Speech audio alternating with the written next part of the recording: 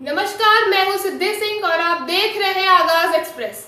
आयुर्वेद प्राचीनतम और सबसे प्रसिद्ध पारंपरिक चिकित्सा प्रणालियों में से एक है जो सदियों से फलती फूलती आई है और आज भी प्रासंगिक है।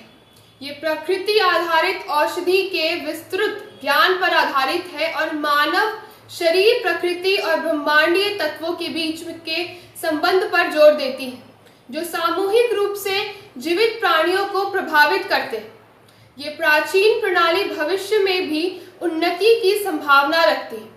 हालांकि शोधकर्ताओं, चिकित्सकों और विशेषज्ञों के लिए अभी भी बहुत कुछ खोज पाना बाकी है, क्योंकि इन्हें पारंपरिक चिकित्सा प्रणालियों TSM को संरक्षित और उन्नत करने की जिम्मेदारी उठानी। इसके बावजूद कई भाषाओं में सीमित साहित्य और विभिन्न जातीय प्रणालियों के मौलिक सिद्धांतों और इतिहासों के प्रति जागरूकता की कमी जैसी चुनौतियां वैश्विक स्तर पर ज्ञान के आदान प्रदान में बाधा बनती हैं। इन विविध प्रणालियों को समझना विचारों के आदान प्रदान को बढ़ावा दे सकता है, समझ को गहरा बना सकता है और अंततः हर्बल औषधि अनुसंधान को प्रगति और अंतर्राष्ट्रीय सहयोग के माध्यम से एकीकृत कर सकता है।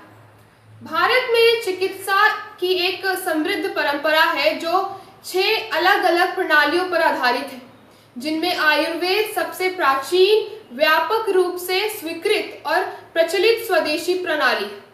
अन्य प्रणालियों में यूनानी, सिद्ध, होम्योपैथी, योग और प्राकृतिक चिकित्सा शामिल है। इनमें आयुर्वेद को सबसे प्रमुख स्थान प्राप्त है और ये सदियों से वैश्विक स्तर पर मान्यता प्राप्त कर चुकी है।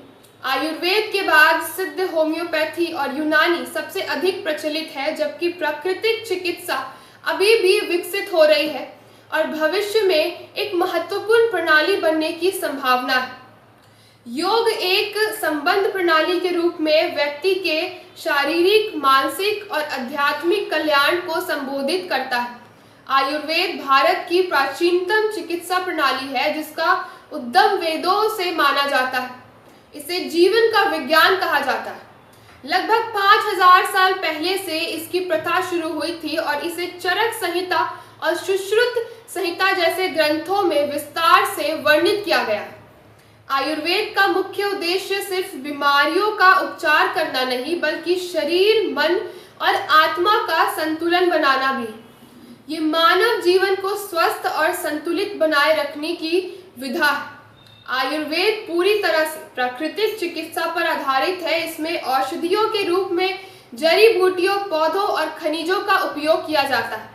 ये दवाएं न सिर्फ बीमारियों को जड़ से खत्म करती है, बल्कि उनके कई साइड इफेक्ट्स को भी अपने नजर में रखती है।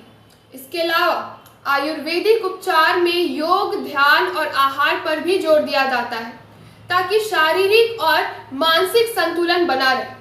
आयुर्वेद सिर्फ एक चिकित्सा प्रणाली नहीं, बल्कि एक जीवन शैली है। ये हमें अनुशासित जीवन जीने की शिक्षा देता है। आयुर्वेद में बताया गया है कि दिनचर्या, ऋतुचर्या और आहारचर्या का पालन करने से व्यक्ति लंबे समय तक स्वस्थ रह सकता है।